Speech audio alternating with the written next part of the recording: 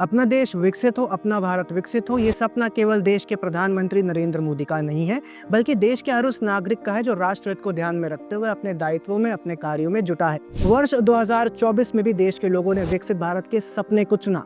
ऐसे में अब जब ये साल खत्म होने जा रहा है, तो आइए देखते हैं कि कैसे सरकार ने विकसित भारत के विजन को आगे बढ़ाया है। अगर कोई आपसे कहे कि राम मंदिर विकसित भारत की निशानी नहीं है, तो उससे कहिएगा चल।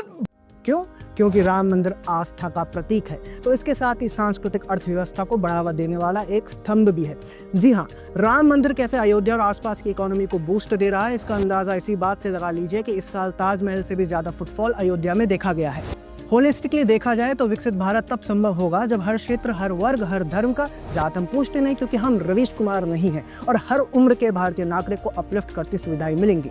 इसको ध्यान में रखते हुए भारत सरकार ने इस साल सीनियर सिटीजन्स के लिए फ्री हेल्थ केयर प्रोवाइड किया है।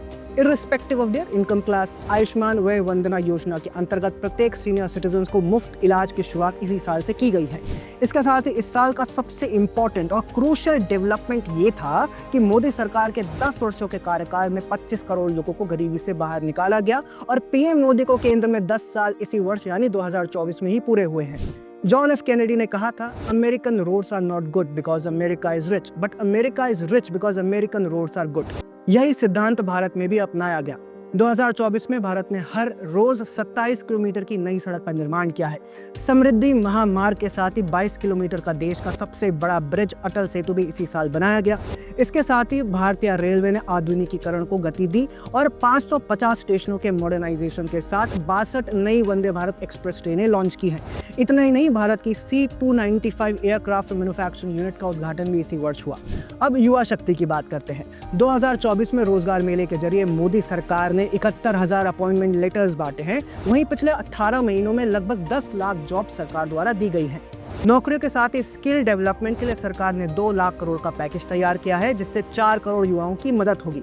इतना ही नहीं, वन नेशन वन सब्सक्रिप्शन की भी शुरुआत की गई है। इसके तहत स्टूडेंट्स प्रेस्टिजियस जर्नल्स को आसानी से एक्सेस कर पाएंगे। बदलते दौर में सबसे जरूरी ये है कि देश तकनीकी के क्षेत्र में दुनिया के साथ कदम से कदम मिलाकर चले। ऐसे में मोदी सरकार ने इंडिया AI मिशन की शुरुआत की है। इस मिशन का उद्देश्य कॉम्प्रिहेंसिव AI इकोसिस्टम क्रिएट करना है। इसके साथ साथ देश दूसरे तमाम सेक्टर्स में भी निरंतर काम कर रहा है। भले ही भारत का क्लाइमेट गोल हो, जिसके तहत 2024 में 200 गीगावाट्स रिन्यूएबल एनर्जी अचीव कर पाए। ग्रीन एनर्जी के क्षेत्र में हमारा देश अकेला दिखता है जिसने अपने कमिटमेंट को फॉलो थ्रू किया है।